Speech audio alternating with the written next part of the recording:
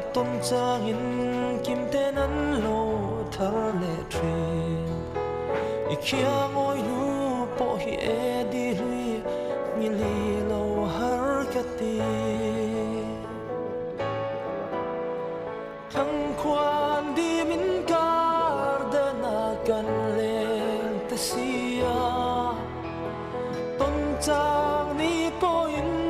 bia thu khria arem to lâu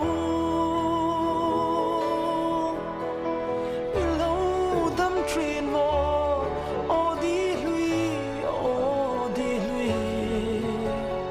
ti châu hi cái gió ngắm mặt chê lung kim thì hiện một thế mình mô em mà đó bác hãy thấy phong nó vụ là quan niệm phản anh thì chưa đâu mấy thì thì hiện để liền cho anh hoàn thì đằng cột thì tại